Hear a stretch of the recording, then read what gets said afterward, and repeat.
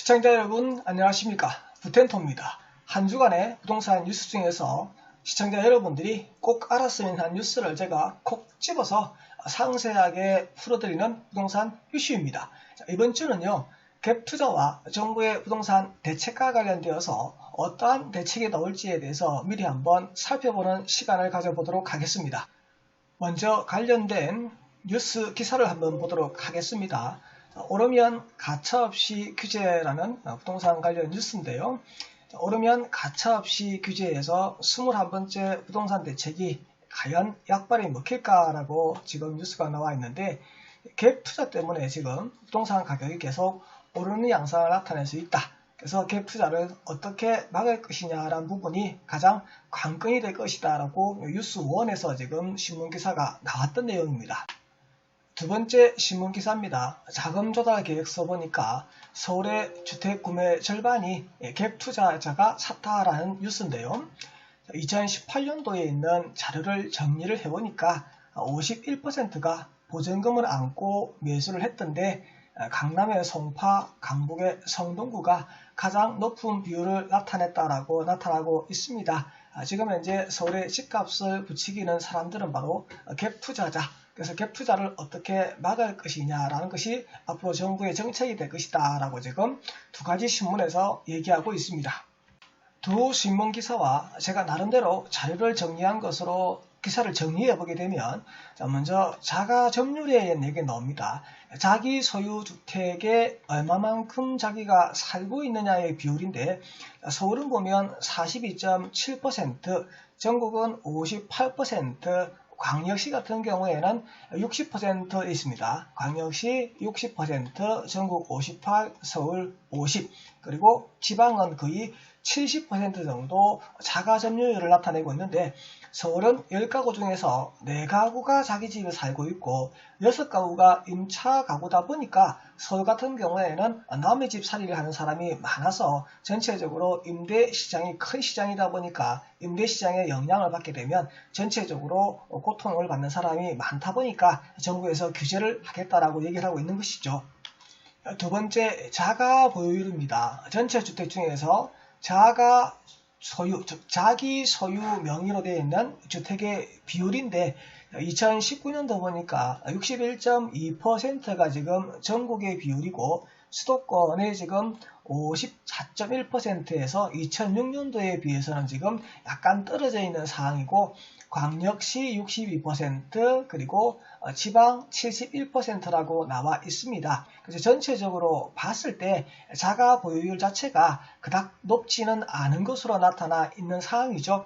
그리고 자가 가구에 대해서 PIR이라고 연소득을 얼마나 모으면 집을 살 수 있는지에 대한 평균치를 계산한 건데, 2019년도 기록을 보니까 한 푼도 안 쓰고 5.4년을 모으면 집을 한 채 살 수 있는데, 이 가격은 전국 평균 가격이다 되다 보니까 5.4년이 안 걸려서 집을 사는 지역도 있을 것이고, 10년, 11년, 12년 되어서 집을 살 수 있는 지역도 틀리다 보니까 평균은 5.4년인데, 전체적으로 데이터를 봤을 때 쭉 기간이 늘어났다가 지금은 기간이 조금 줄었다라고 우리가 알 수 있습니다. 세 번째, 자금 조달 계획서입니다. 서울시의 2017년 10월부터 2018년 9월까지 1년이죠. 1년간 총 자금 조달 계획서를 작성해서 제출한 문건을 보니까 12만 4,684건인데요.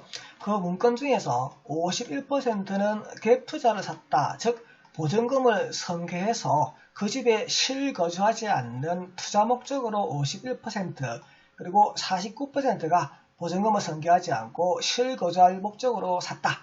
그럼 서울은 반반입니다. 반은 투자 목적, 반은 실거주 목적인데, 그 서울 지역 중에서도 투자 목적이 강하게 나타나는 데가 송파구, 서초구, 강남구가 전체적으로 봤을 때 갭 투자 51%보다 높게 난 지역으로서 이쪽 지역이 투자가 쏠렸다는 걸 우리가 알 수가 있습니다. 임차 가구의 월소득 대비 임대료 비중인데, 쉽게 얘기해서 월소득 대비 월 차임이 나가는 비율입니다. 이 비율이 높아지게 되면 그만큼 소득 대비 월세가 많이 나가니까 고통스러워지는 고통지수 비율이라 보시면 되는데, 2019년도를 보니까 2018년도에 비해서 높아졌습니다. 2020년도에도 아마 높아질 것으로 보여집니다. 그렇다 보니까 정책을 입안하는 입장에서는 서민들의 고통지수가 높아지는 것을 막기 위해서 갭 투자가 바로 임대차 시장의 가격을 상승시키는 요인이라고 보고 갭 투자를 막겠다라고 지금 정책을 쓰겠다는 얘기가 나오고 있죠. 자, 아래 보시게 되면 전월세 비중이라고 나오는데 자, 전국을 봤을 때 자, 전세는 39.7일 돼 있고 자, 월세는 60.3 돼 있습니다. 그러면 전세 비중보다 월세 비중이 월등하게 높아지고 있다는 걸 알 수 있고요. 서울도 지금 전세보다 월세 비중이 높아지고 있는 것을 알 수 있습니다.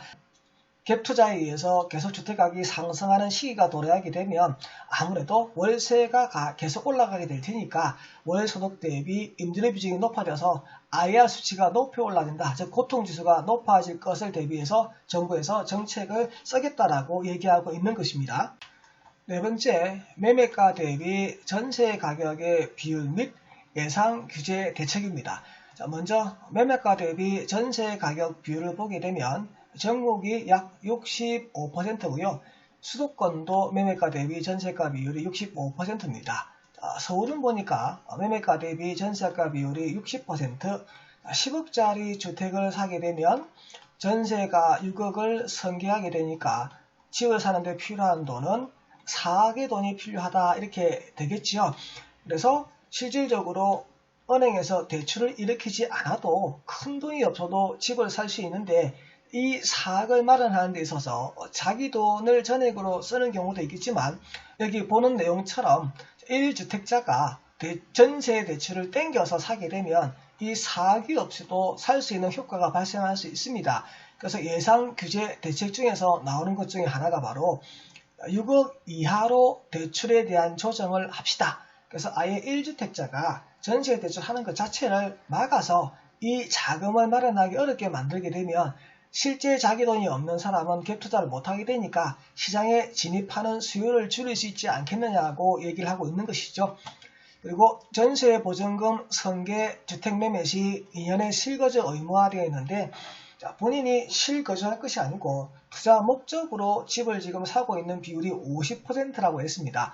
그런데 2년 내에 무조건 살아야 됩니다라고 거주 의무를 부과시켜버리게 되면 투자 목적으로 집을 살지를 못하겠죠. 들어가서 살아야 되니까요. 그리고 시장을 조금 더 안전하게 막기 위해서 실거주 기간 자체를 3년, 4년 이렇게 묶어버리게 되면 투자 목적으로 살 수는 전혀 없는 상황이 전개될 수 있으니까 오히려 주택시장을 안정화시킬 수 있는 방안이 되지 않겠느냐라고 지금 얘기를 하고 있는데 이렇게 되게 되면 아무래도 수요를 지금 줄여버리는 효과가 발생할 수 있으니까 가격을 안정화시킬 수 있다라고 얘기합니다. 전세 낀 2주택자가 전세보증금 가세되어 있는데 앞에서 봤던 6억에 대한 전세보증금을 승계하고 본인 돈 4억원 있으면 사야 된다 했는데 이 6억은 은행에서 대출 땡긴 게 아니고 기존의 전세보증금 그대로 승계한 건데 이 전세보증금에 대해서 과세를 시켜버리겠다. 이렇게 과세를 시켜버리게 되면 투자를 했을 때 수익이 남는 게 과세된 것보다 많이 남지 않는다면 갭 투자를 하지 않겠느냐라고 해서 이렇게 과세를 하겠다고 얘기를 하고 있는데 이러한 부분이 발생하게 되면 아무래도 월 임차료에 전가되어서 월세 부담 비율이 높아지게 되는 문제가 생길 수 있습니다. 그러면 주택시장이 안정화되지 못하고 주택시장이 급격하게 위험한 사태가 발생할 수도 있는 문제가 생깁니다. 정부에서 과도하게 갭 투자자들의 투자를 막기 위한 정책을 단기에 그리고 강력한 정책으로 밀어붙이게 되면 전체 임대시장에서 갭 투자자가 공급하는 임대주택이 약 70% 정도 된다고 합니다. 그렇다 보니까 이 갭 투자자들이 임대시장에 임대주택을 공급하지 않게 되면 임대주택 시장이 단시간에 혼란에 쌓일 수밖에 없다 보니까 정부에서 정책을 쓸 때에는 사전에 충분히 예고를 해서 그 정책에 단계별로 적용을 해서 시장에 혼란이 없도록 정책을 적용하는 것이 아무래도 좋은 정책이라고 그렇게 생각이 되어집니다. 지금까지 한 주간의 부동산 뉴스 중에서 시청자 여러분들이 꼭 알았으면 하는 뉴스를 제가 콕 집어서 상세히 설명해주는 부동산 이슈였습니다. 구독과 좋아요 부탁드립니다. 감사합니다.